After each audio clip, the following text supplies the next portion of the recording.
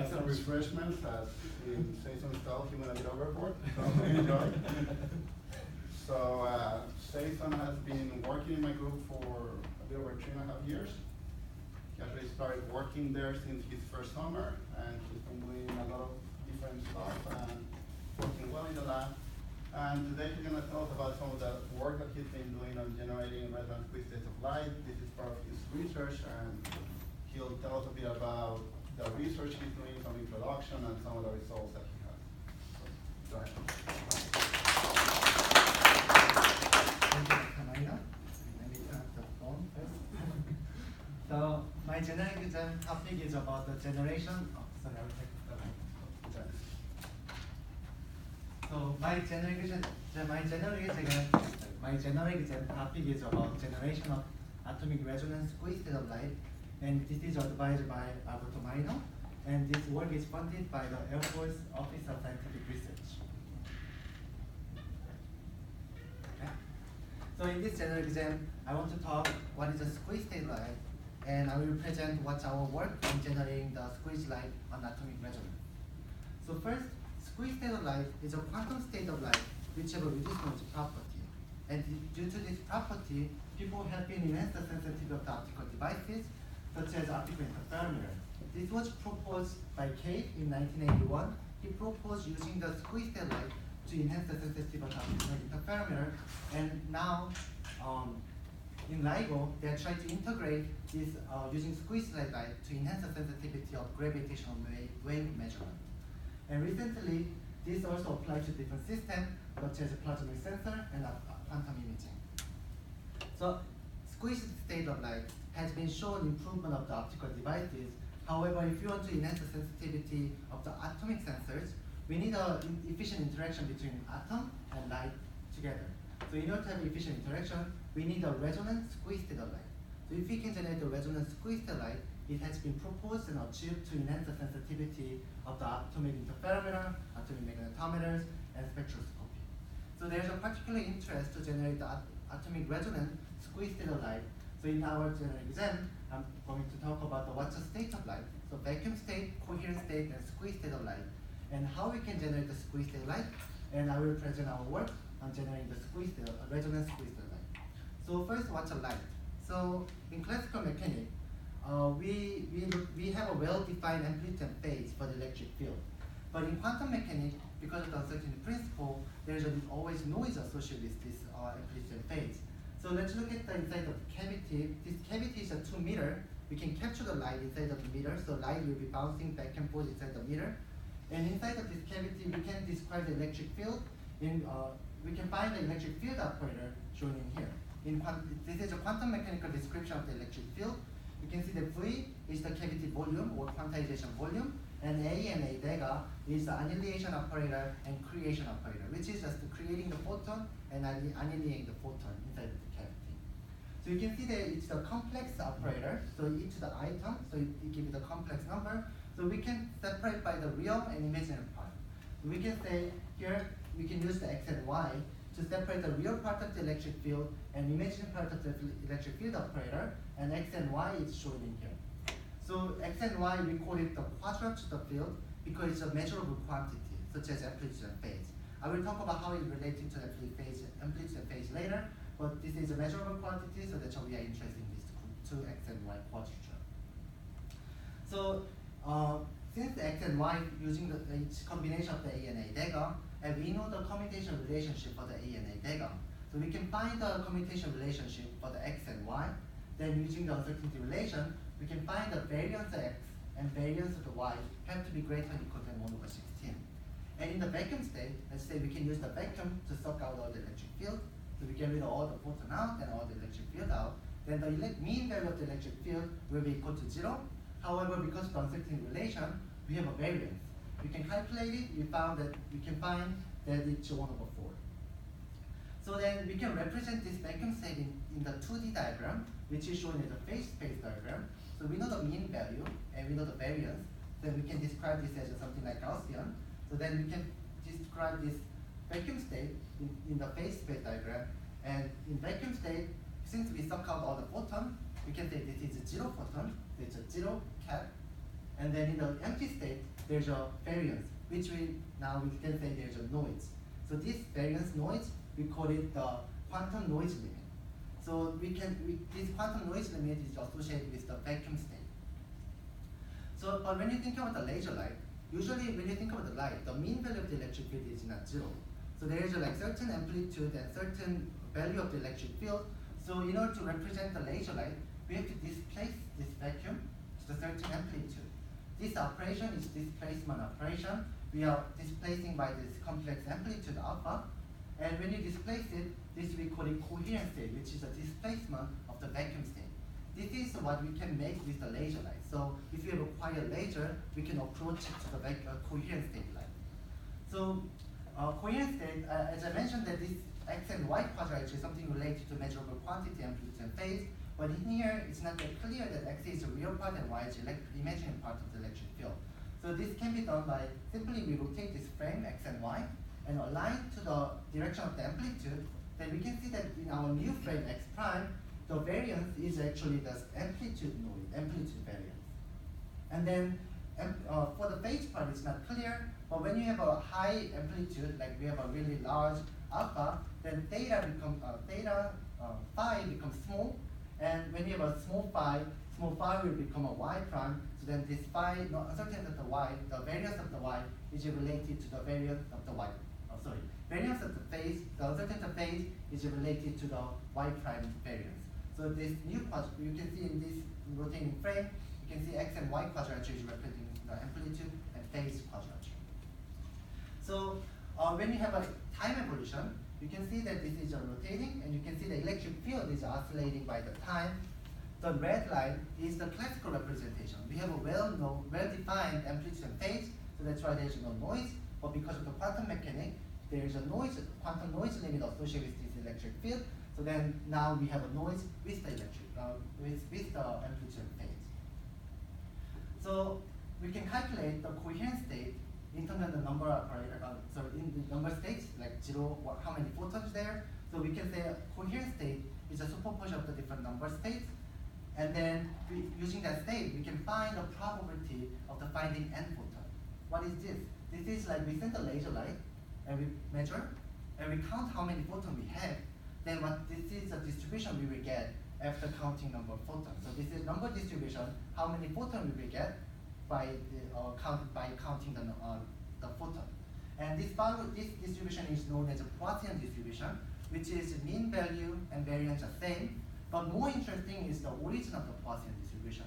Because Poisson distribution we can find from the random emitting source. Like for example, if you have a gun shooting to the target, or if you have a bucket of shot pouring to the ground and measure how many shots we have on the ground, this distribution, when you count this number of photon and probability distribution, this will follow the Poisson distribution.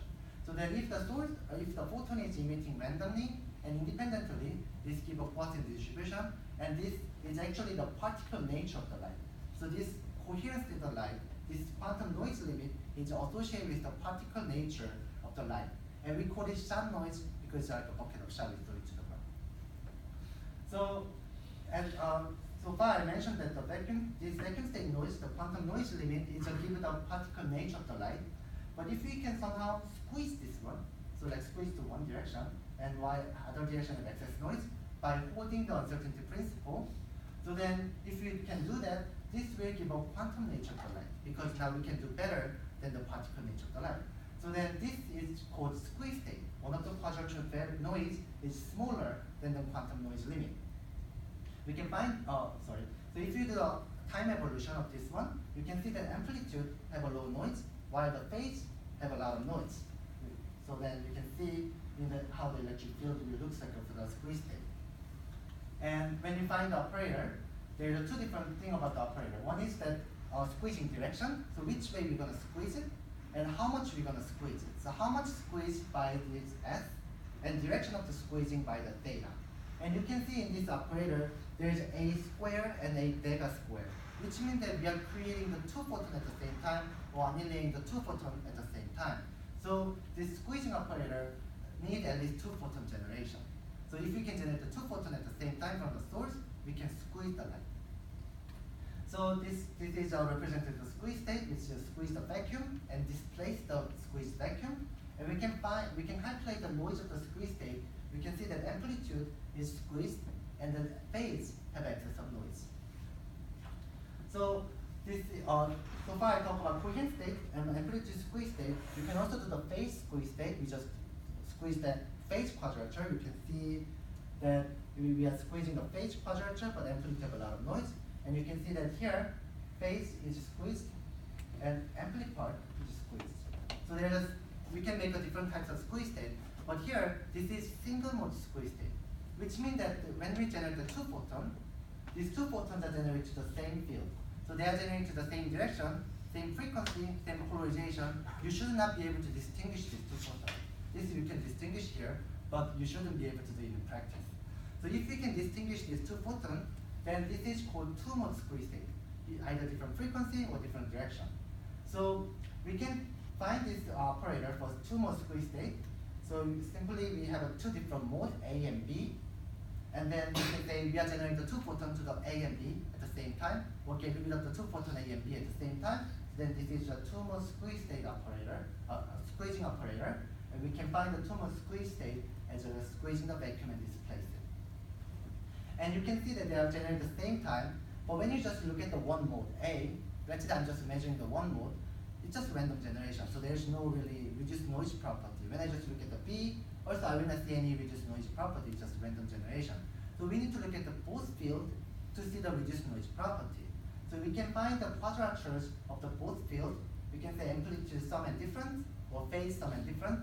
And when you calculate it, you can see the noise of the two-mode squeeze state will follow that amplitude difference will have a squeezing, and phase sum will also have a squeezing, but other quadrature will have an excess of noise. This is easy to see that since the amplitude of the A and B, so they generate at the same time, so when I measure the amplitude in A and B, they are correlated. So amplitude is related to the intensity, so when I measure the A and B intensity together, and I subtract it, we will see the noise reduction. So the amplitude difference, we can easily see that there is a noise reduction. So far I've been talking about what is a single mode squeeze and two mode squeeze state light. Then how can you generate a squeeze state light? So as I mentioned that we need a two photon generation. And if you want to understand, so two photon generation, and we need to find the source which can generate the two photons at the same time. So in order to understand the source, we need to look at the polarization of the medium. So polarization of the medium, polarization means that when we send the electric field, how the medium interacts with the electric field. And in the normal classical E&M class, we will only consider the first order because we only work with the low electric field. And when you solve it, we will find that there will be absorption and emission. But when you send a high electric field, the process starts saturated. So absorption will not happen anymore at a certain point. So we have to look at the high order term, which is by the high power expansion. We can see the high order term is a second order, and third order chi is a susceptibility. So when you look at the second order susceptibility, you can see that there's two electric field. So then two photons are interacting inside of the medium. And then when you look at the third order, then you can see that third order, three photons are interacting inside of the medium. And after this interaction, they will generate a new photon.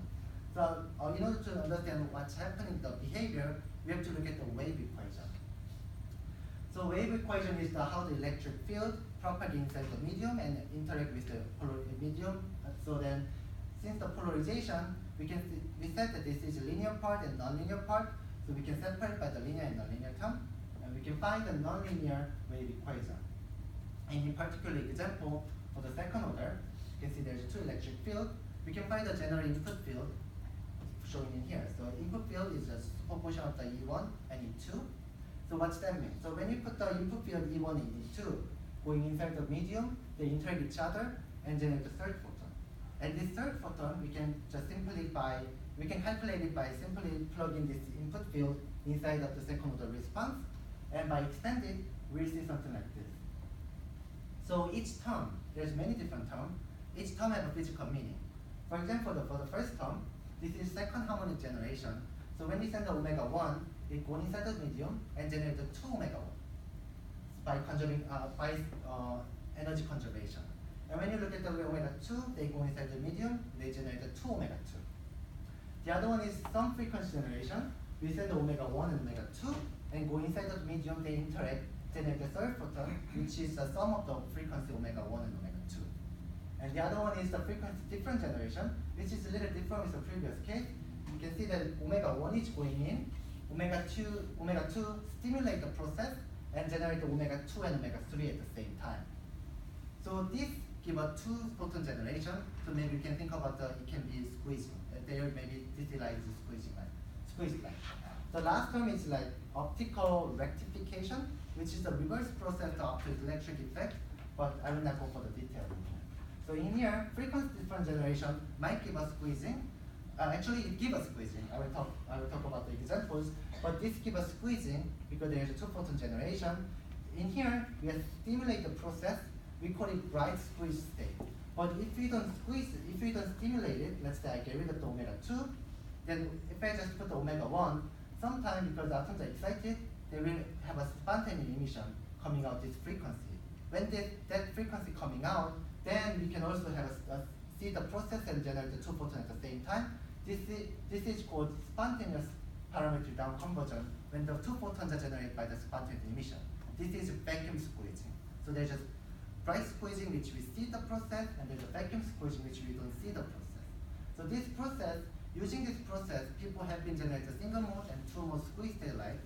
For example, using the BBO crystal, people have been generating the two mode squeeze state light, and using the KTP crystal, people have been generating a single mode and two mode squeeze state light. So far I've been talking about using the crystal to generate the squeeze state light. However, if we can generate with the atom, that would be nice because we are interested in generating the resonant squeeze light, atomic resonant squeeze light. But atom usually give a near resonant light coming out, and then also it give a narrow band. But crystal usually give a broad band spectrum. So when you try to interpret the atom, it's really difficult to do that. So atom will usually give a natural way to generate the light, which we can interpret the atom. However, we cannot use the second order because atom have a symmetry, inversion symmetry. So when I send a light to the right to left, a light to the right to left, or left to right, atom does not know which way light is coming from. So then because of this inversion symmetry, we can easily calculate the even term will disappear. So we only have an odd term of the susceptibility, and first term is just absorption and emission. Then we can look at the third term and say, oh, there's a three photon interaction, so then we might be able to generate the two photons at the same time using this third order. And we can find something related, something very similar to frequency different generation. We can find something like this omega 1, omega 2 goes in, omega 3 stimulate the process, generate omega 4, which is the combination of the omega 1 to 3, and generate the two photons at the same time, which is omega 3 and omega 4. This process is called four mixing process, and this can be also done by the spontaneous emission. We don't need to see it, then two photons generate at the same time. So using the third order process, we can also generate the two photons at the same time. So in our lab, we are generating the two mode squeeze state light using the four mixing process. This is our experimental setup. So first, we are stimulate the process with the probe. So probe is going into the medium, and then interact inside of the medium, and generate the probe and conjugate at the same time. And then it can be shown in the energy level diagram. We took the two photon, and then two photons are emitted, which is a probe and conjugate. So they are emitted at the same time. So when you look at the intensity of the probe and the intensity of the conjugate, because they emit at the same time, their intensity noise is correlated. So when you subtract these two intensity, we will see the noise, reduce the noise property. So we measure this noise. So this green trace is a noise from the intensity different measurement. But this blue plot is we just send a laser light, which is coherent enough, and we just put the same power of the sum of the probe and conjugate. We compare the noise between these two. And you can see that we got about 9 dB of the squeezing, which is about 90% of the noise reduction compared to normal laser. Right? So,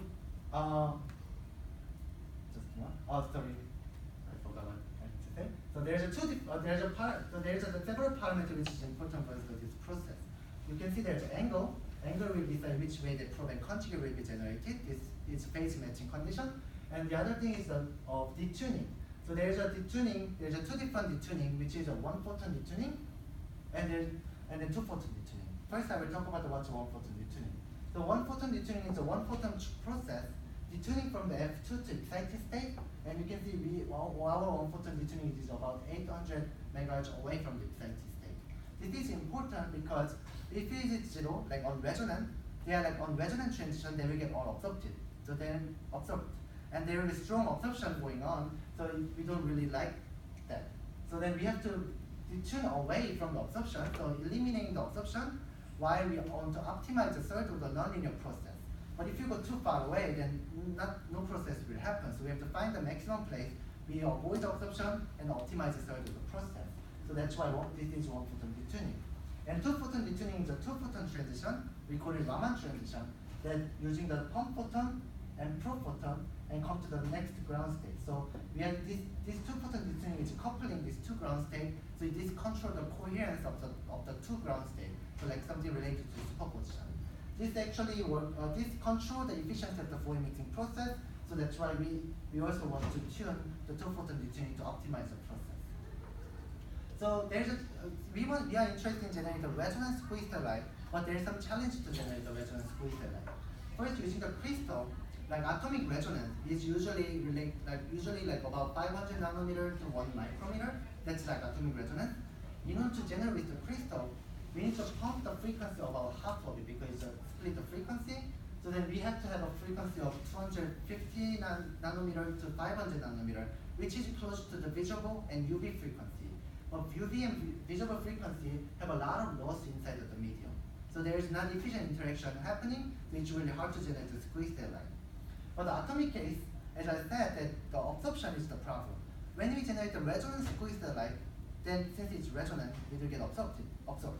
So then we cannot really get the light outside of the atom. So then it's really hard to generate using the atomic process because of the strong absorption.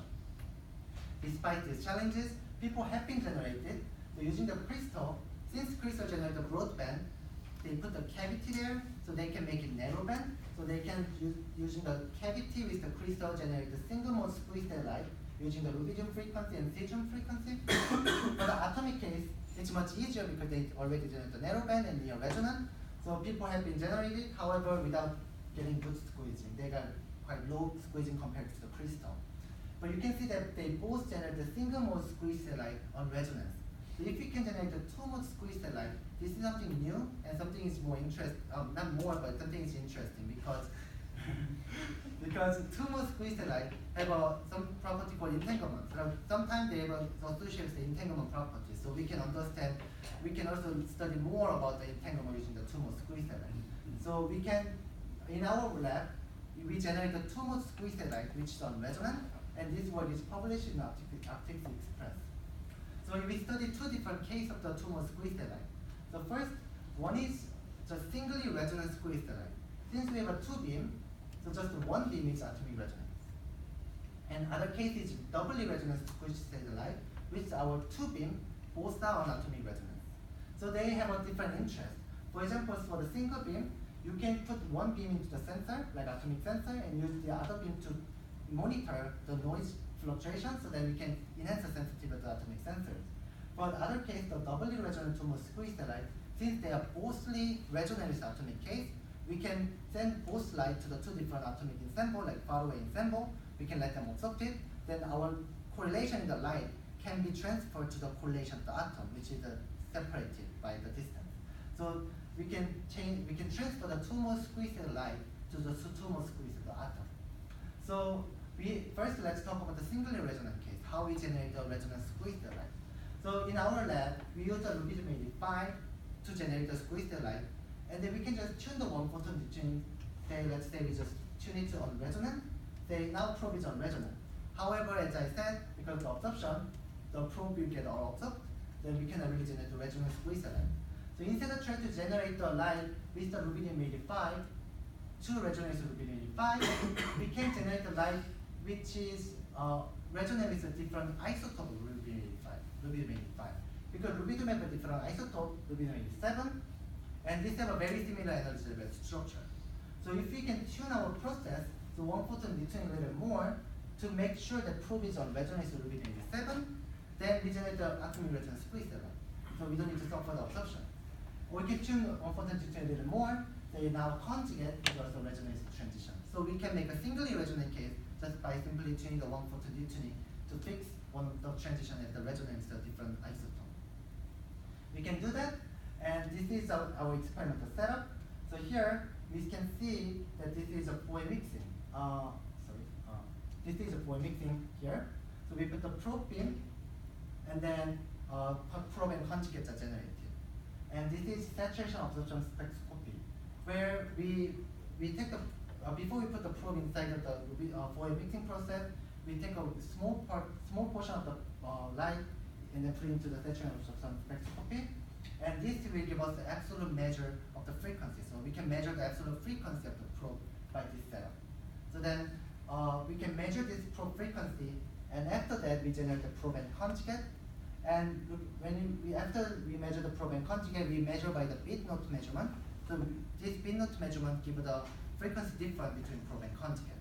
So then we measure the absolute frequency and compare these two frequencies, so we know the probe frequency and conjugate frequency at the same time.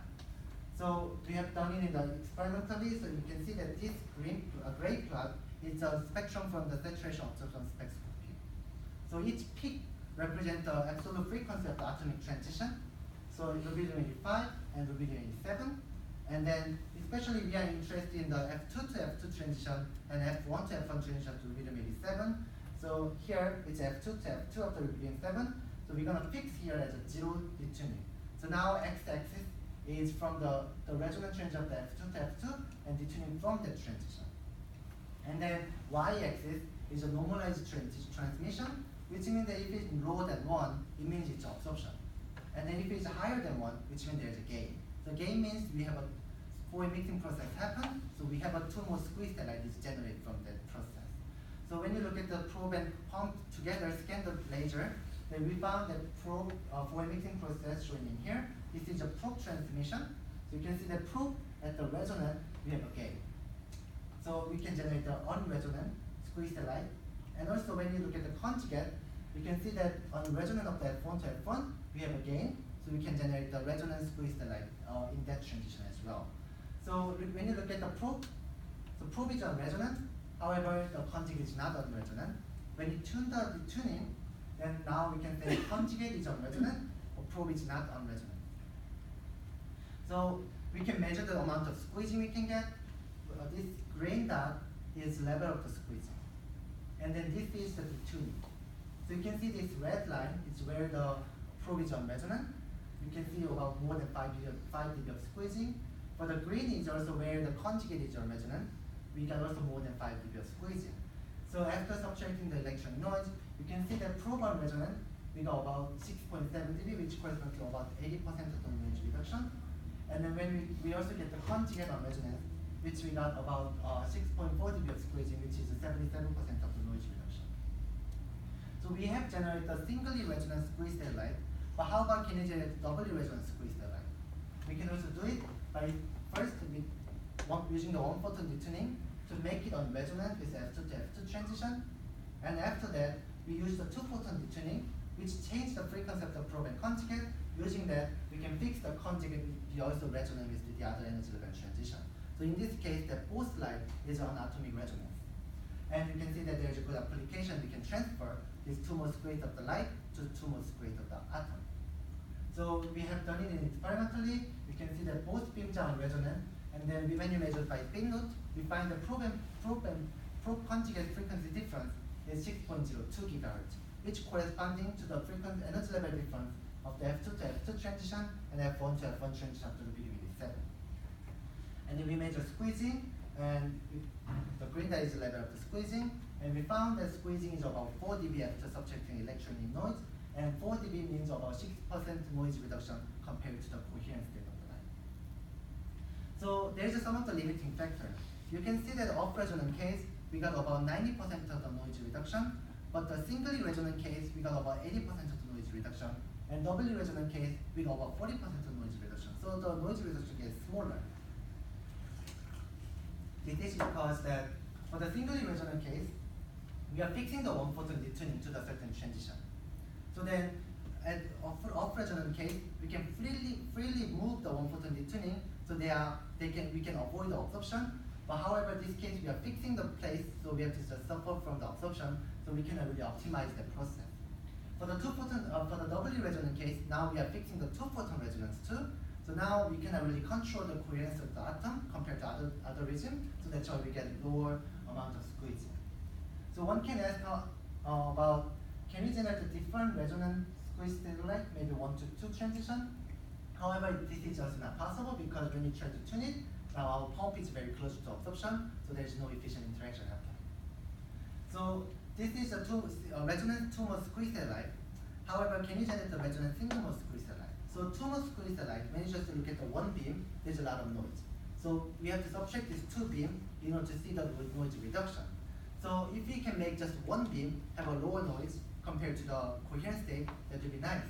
We can do it by the technique called feed forward, and this work is also, we are working on the manuscript, so hopefully we can publish it. So the feed forward technique is shown in here. So first, we generate the two-mode squeeze satellite. They are quantumly correlated. The intensity of fluctuation is quantum correlated. So the probe intensity fluctuation and conjugate intensity correlation is correlated to each other. So we measure one of the beam by the detector, and then we change the signal, and the signal will modulate the device. So then this device modulation is correlated to the intensity fluctuation of the conjugate, and intensity of the correlation of the intensity fluctuation of the conjugate is correlated to the intensity fluctuation of the probe. So then device modulation is correlated to the probe modulation, the probe intensity fluctuation. So then after this modulation, we can generate the beam which is lower, which will reduce noise property. So this technique is called feed forward. And what's this device? This is EOM, which is electro-optical modulator.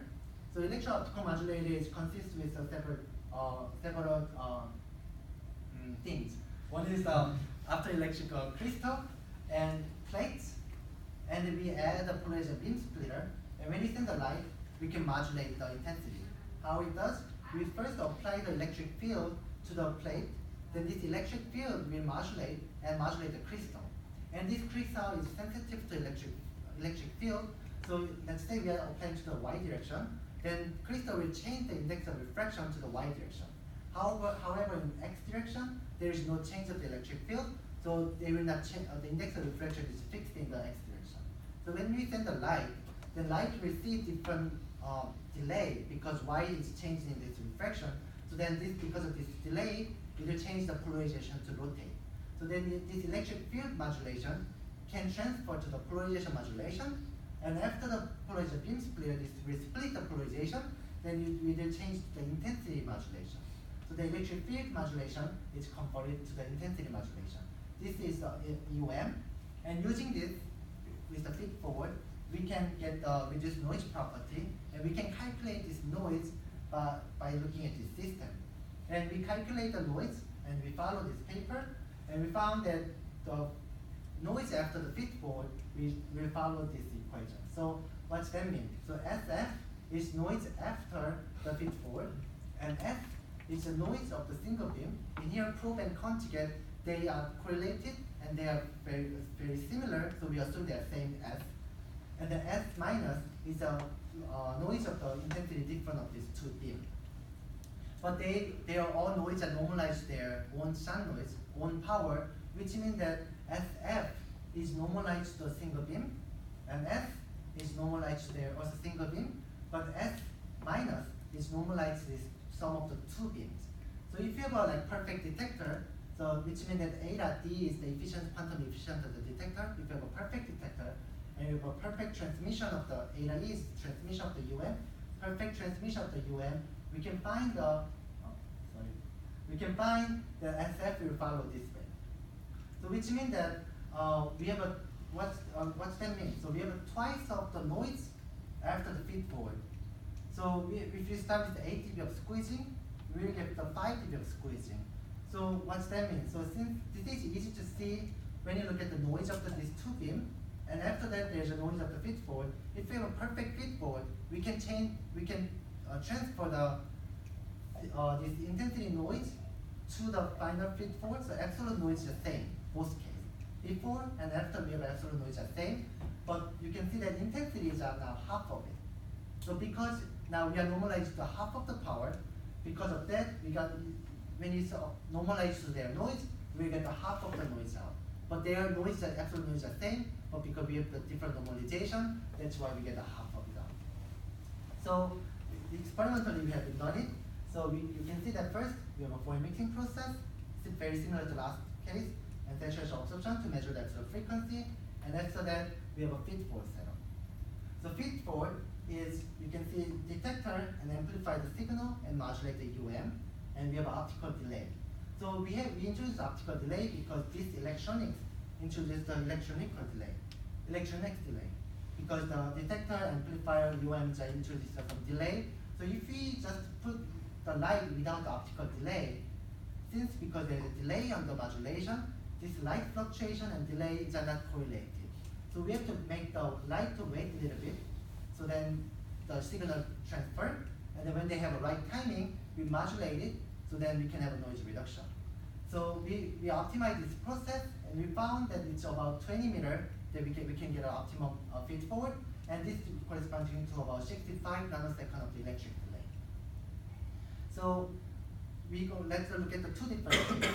First, off-resonant case, that we talk about it as just normal case of our phoneme mixing, and the other one is a resonant case. So let's look at how feed forward for the off-resonant case first, because we got a good squeezing. So let's start with off-resonant. So off-resonant case, we can measure the sound noise, and then we can measure the intensity different noise, and then single beam noise, just a single beam. And from the equation, we can calculate the predicted noise after the feed forward, and this is the prediction. Then we can, now when we do the feed forward, we can calculate the noise of the single mode squeezed light. So after the feed forward, this is shown in here. One is without the delay. So without the optical delay, we see that it's just going up.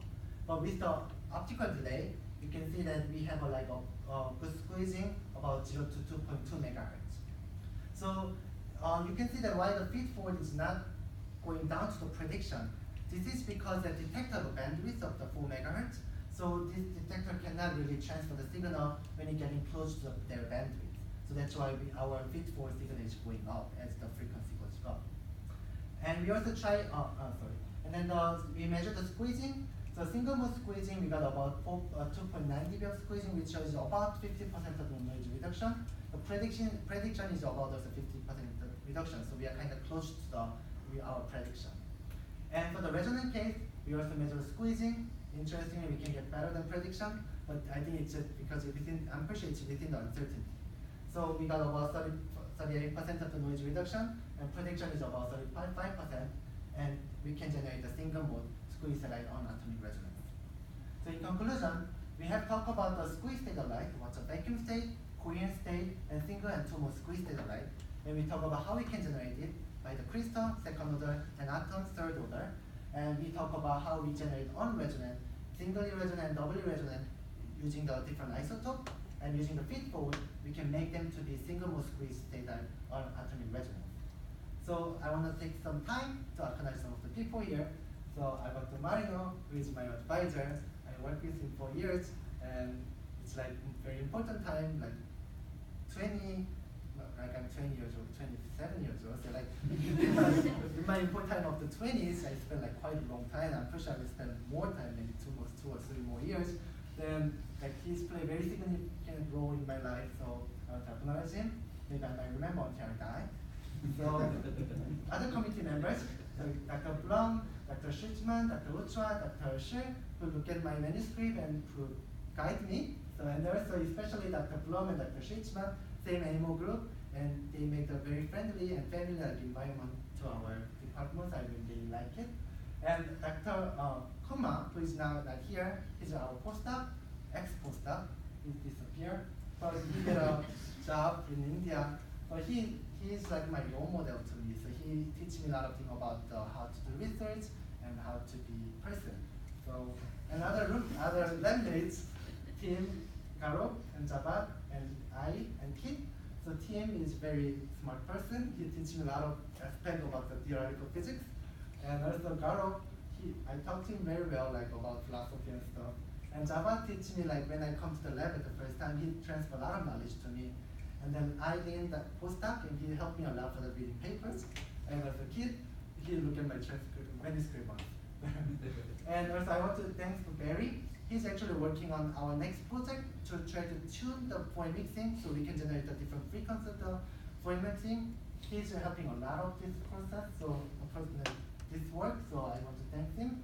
And my friends and family, family who helped me a lot when I was difficult time in PhD, and also my girlfriend who drew this cat, and also she helped me a lot, and also drew this cat too. So, any questions?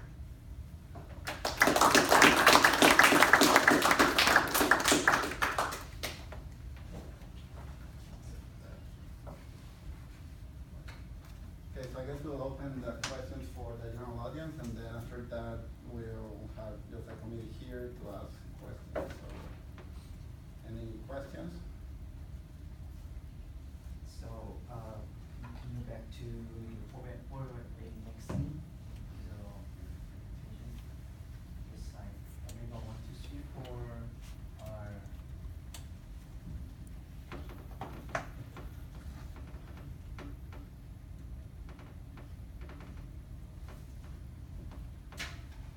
Yeah.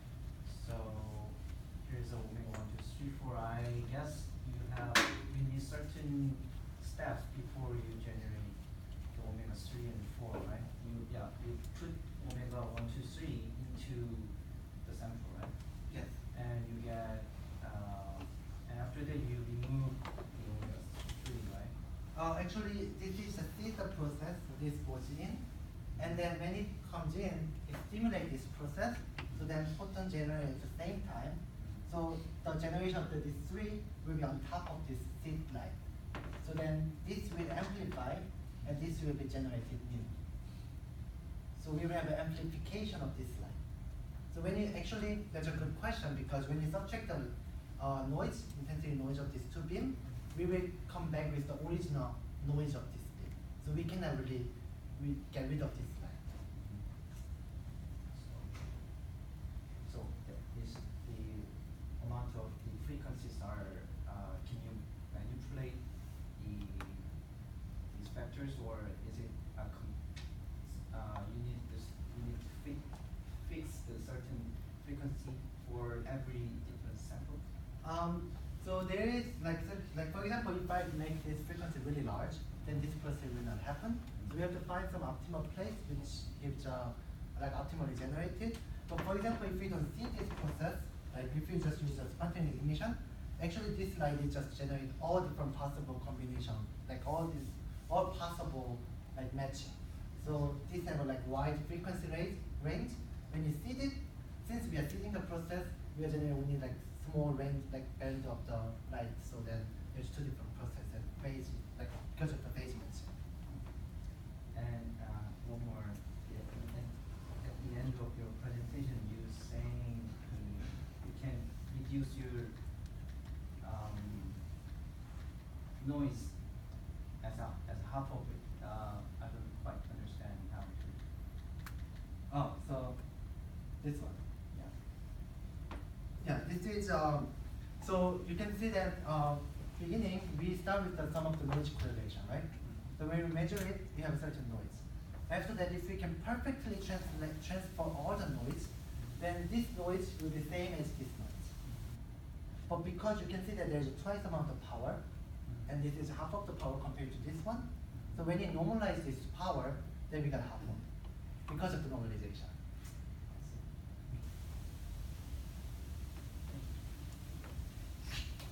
Any more questions? Go ahead.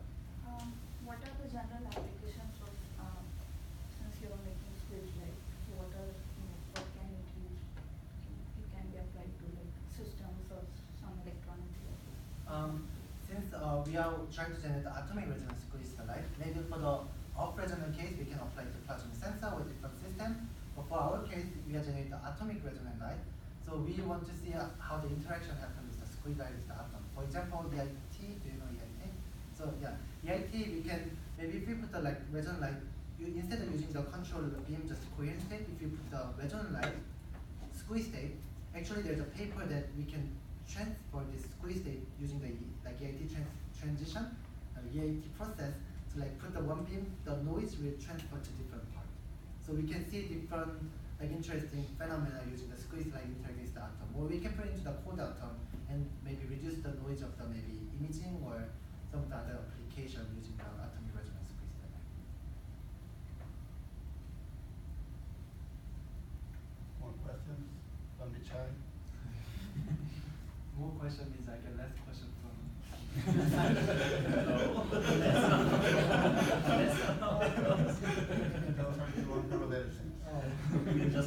that. So that's fine. More questions remind them about new questions. Can I ask one more question? At the end of your results. I thought you were my friend. I'm helping you.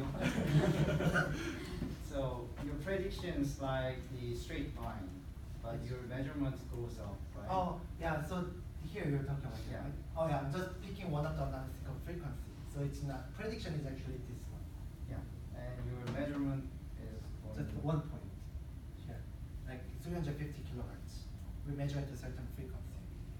Yes, and your feed forward with delay is your measurement, right? These two, yes. Oh yeah, so it's a little bit away from your prediction. Why? What do you think? Why is Why it? is it not matching? Yeah. It might be because we didn't really know exact efficiency of the like an UM and detector. We just assumed that it's 95% quantum efficiency, and the detector noise is like 88 just by measuring the power detector. So that could be one of the noise. And since these spectrums are like really fluctuating, so because of that, maybe also we are averaging out, but maybe that's all not the key. And like. You're asking about the higher frequencies or just? Yeah, at the higher. Oh, higher, sorry. Yeah. Okay. Earlier you had a different explanation. Oh, okay. So you are asking this. I think he's asking, answering yeah. why low frequencies, but yeah, go ahead. Oh, so your question is why is different at the high frequency? Yeah. Oh yeah, because of the band detector have a bandwidth, which means that it can have efficient like measuring at a certain bandwidth. And in our detector have a 4 megahertz bandwidth. So when it's getting close to the 4 megahertz, now this is not efficient measurement. So then you can see they cannot transfer efficiently and energy going close to the bandwidth of the detector. So it's natural errors from the input device. Yeah, so if you can have a great detector, hopefully.